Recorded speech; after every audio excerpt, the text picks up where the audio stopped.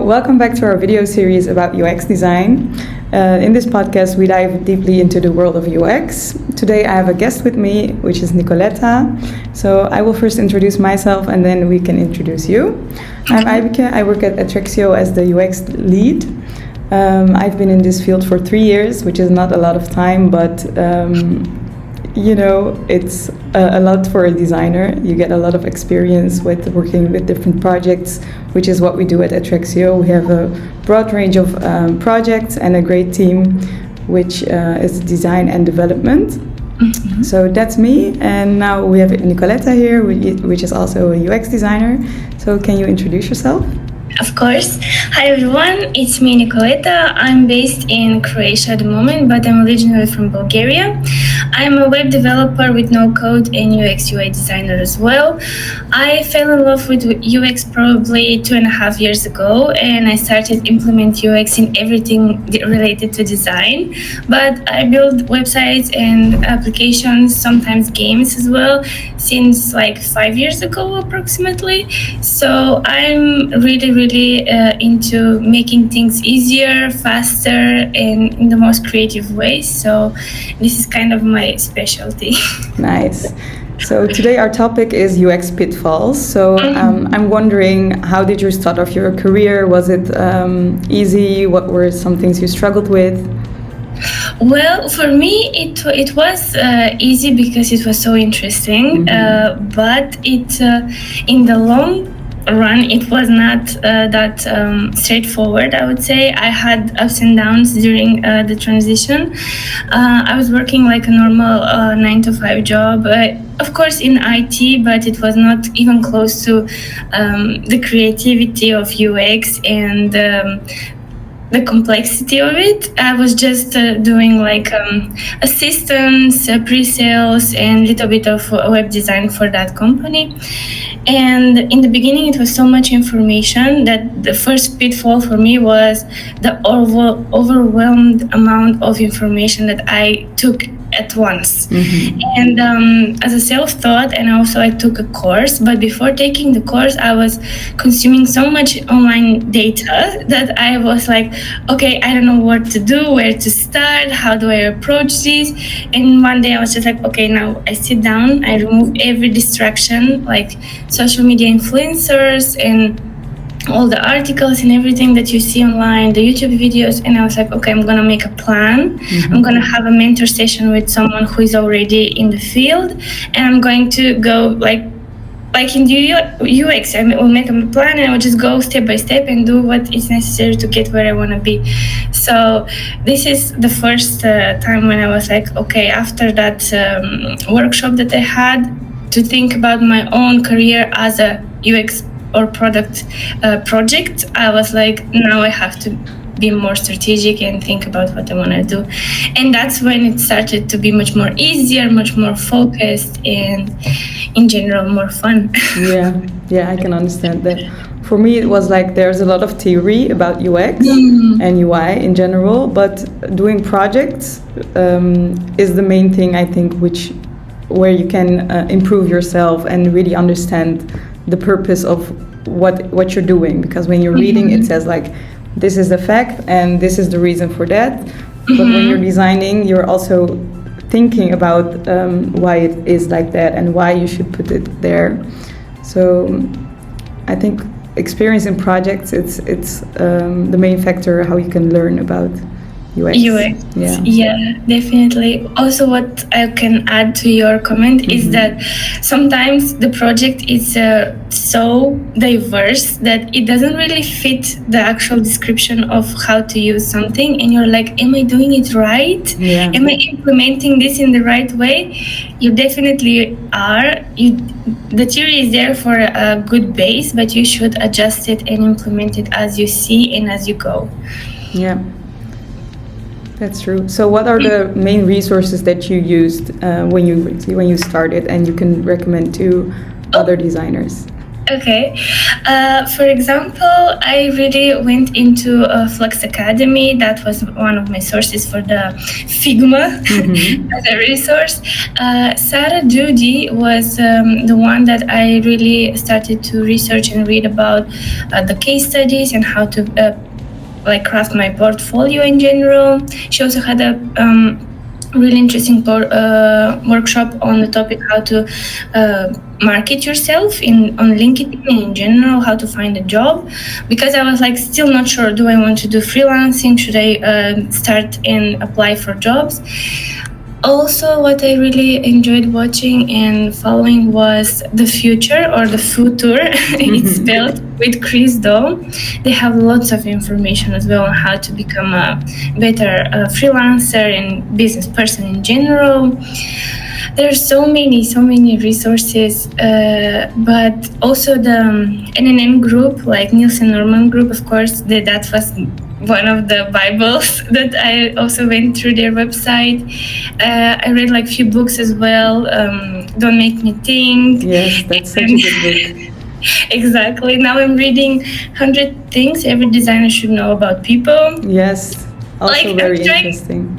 Yes, today's chapter I think is people are inherently lazy, and I'm really trying to tell all my followers on Instagram and my clients how this is really true. Nobody has time to search for your menu or for any element that you are like, they will figure it out. Yes, that's so true, and I love that. That book also like breaks some stereotypes or some assumptions we have, like. I think there was one about serif fonts are hard to read, but it's not like that, and it explains why it's not like that, and when you can actually use it. It's such a good book, and I can also recommend that one. Awesome. Okay, so today's topic is UX pitfalls.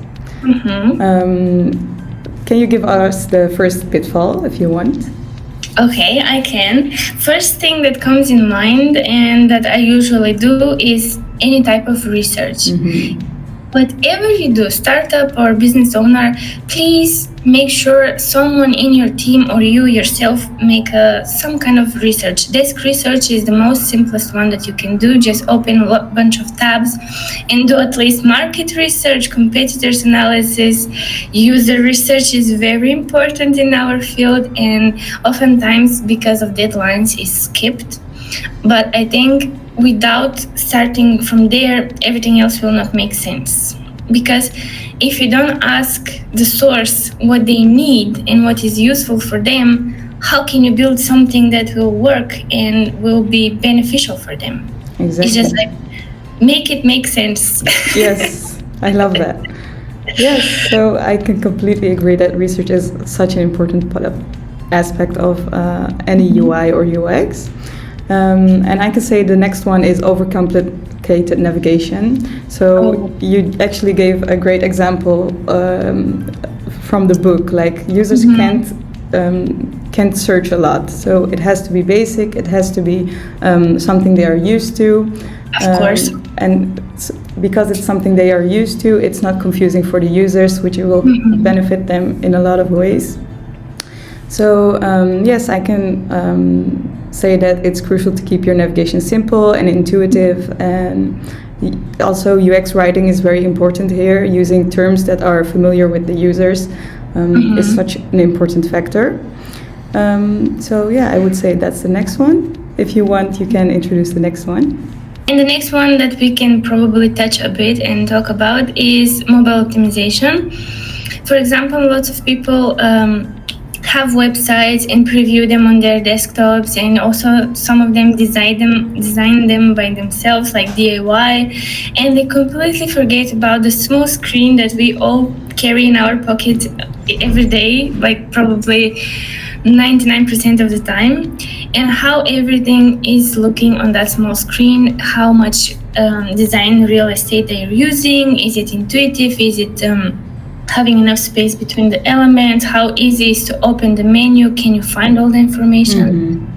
I think even though it's 2023, lots of designers also neglect the mobile friendliness and optimization of some websites and even apps. Yes. So I think it's very important to pay attention and think about all the sizes. Tablet is still kind of neglected in a way. That's so true. It's kind of like the middle child, nobody cares about it. But I think it's important to have that in mind when you start a project, like, okay, how can I make it fluid and responsive all across the screens? Yes, I think responsive design is very important, and something a lot of designers use is the mobile first approach. Approach. So I think that's great because devices are very small, and those small devices is what we actually use every day. It's not that you're constantly behind a laptop, it's just in your pocket, and it's the first thing you reach for, and it's, like you said, very neglected by some designers, but very important. Yes. So great factor. Also to mention about, because I work one-on-one with business clients, I really want to make sure that they understand that, it is a smaller screen, but to make something bigger as a website, simpler and functional on an even smaller like space and area, it's much more harder than actually putting everything on the website. So that approach is really good, but also very complex, and it has to have like this process of refining all the information and finding all the right things to put in the small size. So and it's funny that this actually corresponds with the principle that you gave from the book again, which users don't have time to search, and using the mobile first approach really creates the backbone of what the website should contain. So exactly, it's so interesting that it's all falling together in that one principle. Yes, that's great. So great insight so far.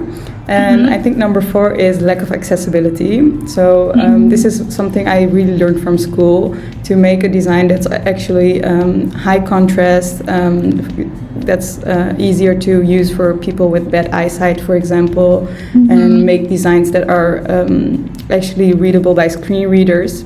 Because this can be a small part of your user group, but I think it's important to also keep them in mind while you're designing.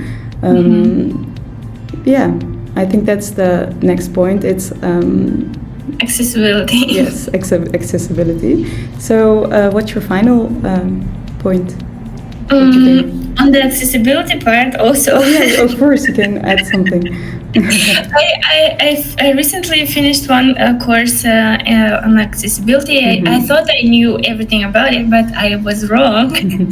Because the more I learn, the more I find out how much is in every single area in UX, like deep down psychology, search and all that. But also the contrast is one of my, missions to talk about, especially when it comes to social media posts and everything, the transparency and how good the legibility is. SEO and accessibility also go hand in hand, and a lot of people don't know what is search engine optimization in general, and how important it is to write for humans. Yes. Because lots of people don't consume the same way as we do the information, only visually. So I think that's a really good topic to talk about and research more about in the future. Yes, that's so true. Because like pastel colors were so popular once, but for people with disability, it's very hard to use that product or to read the content of that digital product. So yes, I'm also really passionate like you about this topic. So I love that. And I think the last topic that we discussed before we started the podcast episode was ignoring the feedback.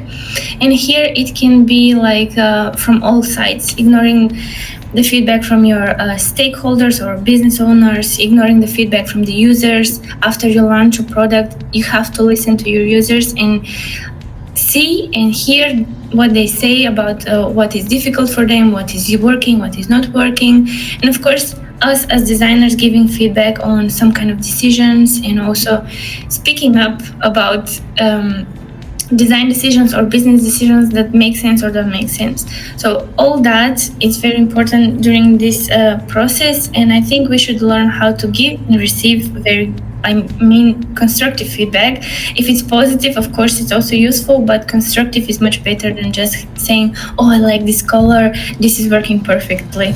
So I think that's also one area that we can all improve a lot. Yes, exactly. I completely agree, because when you're designing, you can follow basic principles like a big call to action button and alignment, blah, blah, blah. But when it comes to users, they're not always doing what you're trying to make them do. So really ignoring feedback is a really big pitfall here, and it's very important to make to listen to the feedback and make the product as usable and user-friendly as possible. So I really like that final point. Yes. So if we sum it up, our 5 points were neglecting user research, overcomplicating navigation, lack of accessibility. I missed one, which is ignoring mobile optimization. Ignoring feedback. We can't forget about it that easy, but it's very important. So yes, thank you for joining me on this podcast, and I think we will do one on your channel soon also. Yes. As soon as I figure the technical difficulties. we will get back to it.